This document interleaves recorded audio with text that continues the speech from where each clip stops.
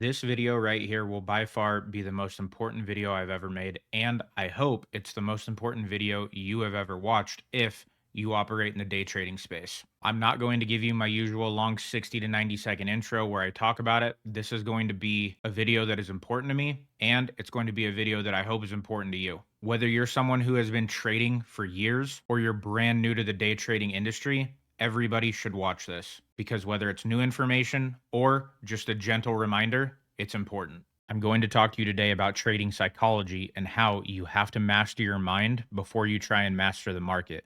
If you don't have strong mental fortitude, you will not be a successful trader. Here's the hard truth of everything. Your strategy, it's just like a diet. If you're trying to lose weight, it's not necessarily about the exercise. That's important and it's part of it, but it's about the food intake.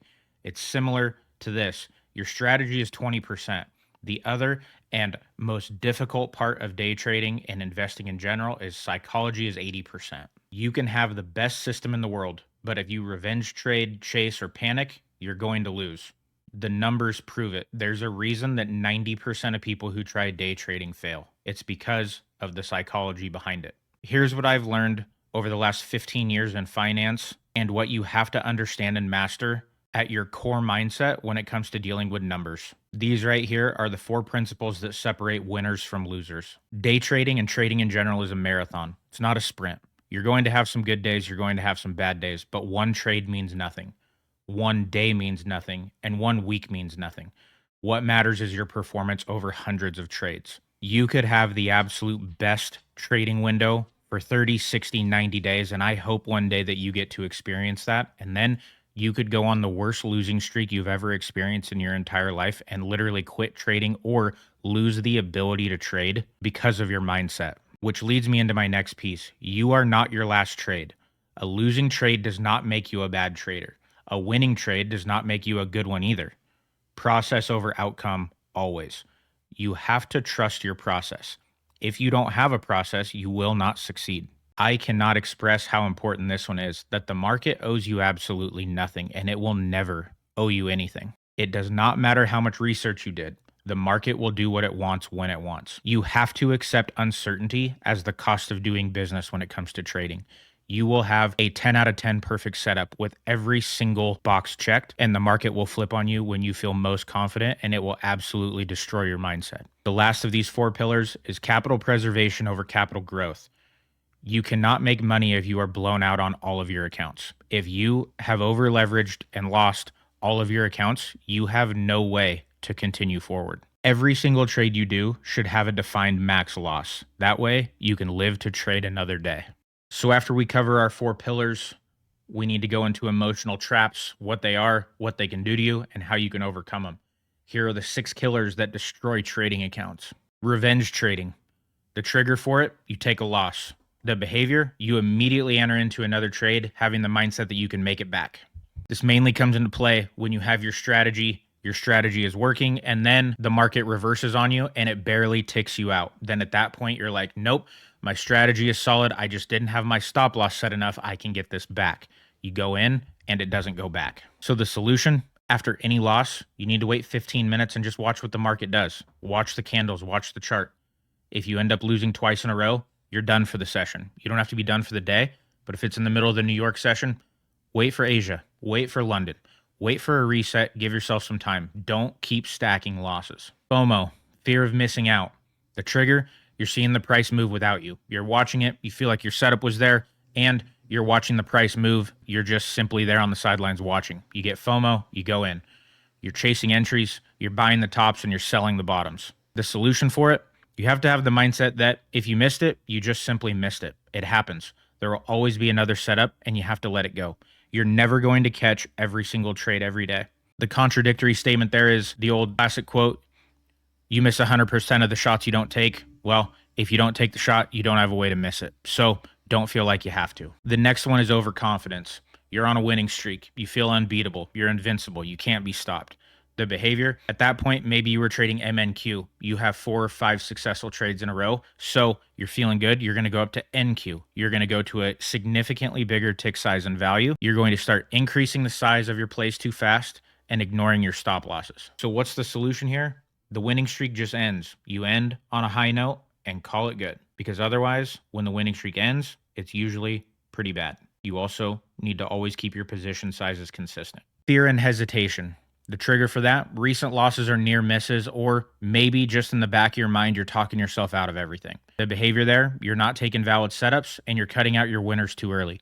If you would just let the market play and accept that in every strategy, a pullback is necessary, as long as it doesn't hit your stop loss, you need to maintain your risk management and don't cut your winners early. The solution for this, you need to trust your system. If the setup meets your criteria, take it.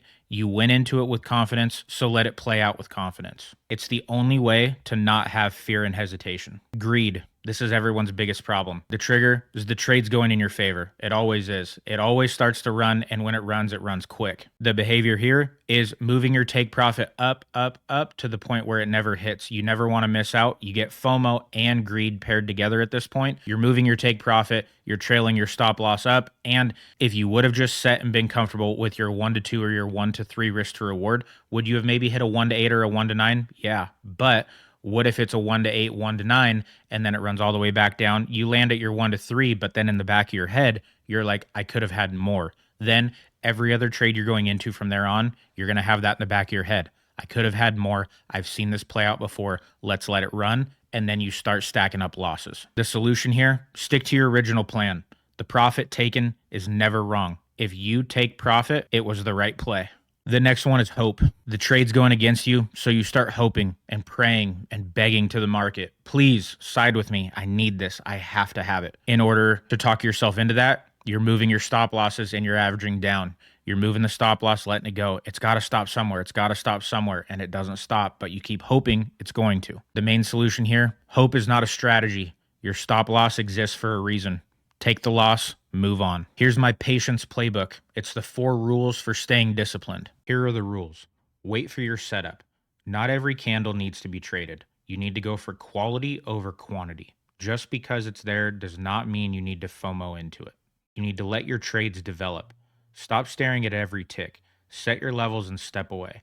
If you're someone who looks at the 1-minute chart, go look at the 5-minute chart. If you look at the 5, go look at the 15. Go to a higher time frame and give yourself some time to breathe. You need to accept slow days. Choppy markets are days to sit out. Maybe paper trade those days, or just sit there and look at the chart and place fake stop losses and take profits and see if it would have played out and you would have been right.